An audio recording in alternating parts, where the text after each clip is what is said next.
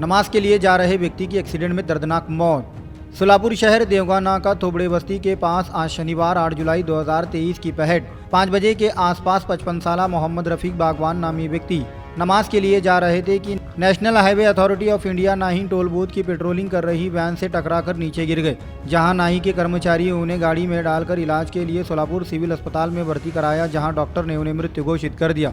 लेकिन परिवार वालों का आरोप है कि नाही की पेट्रोलिंग कर रही वैन ने ही उन्हें टक्कर मारी है। मेरा नाम असलम बागवान है। मैं जुना देगावना का थोबड़ी बस्ती में रहता हूँ।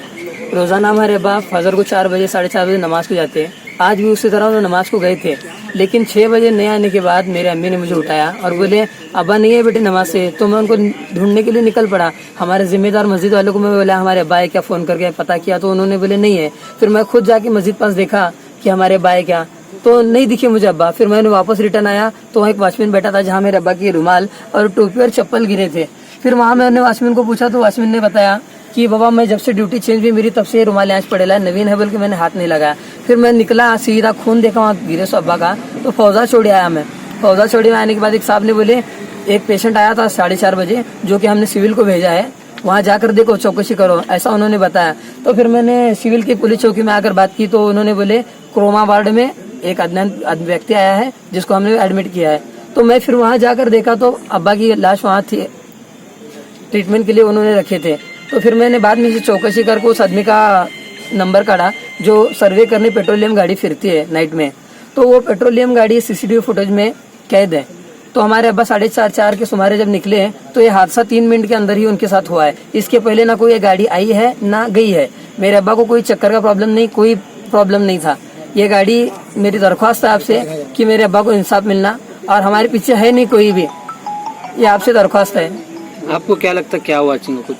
ये मेरे को शक है कि ये पेट्रोलियम गाड़ी है मेरे बाप को ठोकी। जब उन्होंने बताया मेरे को कि नाक पर ही घसड़े गया है सिर्फ, तो मेरे बाप के पीछे सर पे चोट आई है और गुड़गे पर भी मार लगा है और थोड़ा सा हाथ भी उनका फटा है।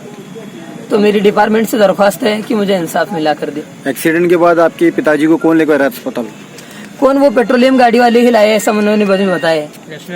नेशनल हाईवे की गाड़ी ही लाई।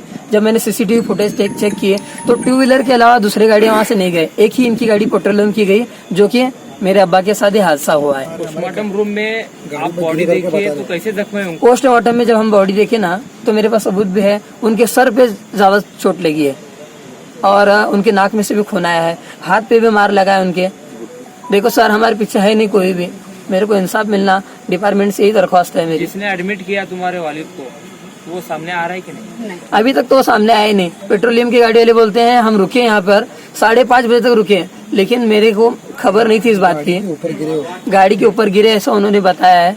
चक्कर आके मैं गाड़ी पे गिरा। चक्कर मेरे बाप को कभी आई ही नहीं। जाने के बाद 2-3 मिनट फौजदार चौड़ी के जो पीआई उनकी क्या राय है इसमें? पीआई साहब ने बताया, हम गए वहाँ पर तो उन्होंने बताया कि बाबा हम चौकसी करेंगे, ऐसा बताया उन्होंने। अब तुम्हारी मांग क्या है?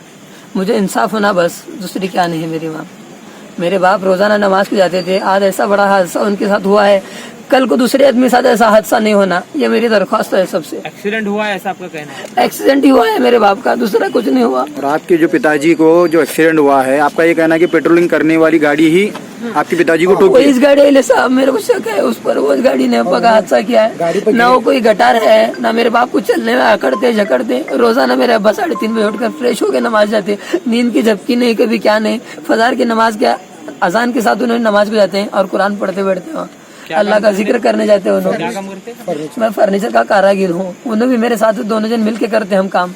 अब मेरा अंतुली नगर में काम चल है साहब का, वहाँ से आज कल काम पर है, शाम में हम साहब में खाना खाए मिलकर। फजर में जब उन्हें जाते टाइम ऐसा हादसा हुआ तो क्या करें हम, बताएं।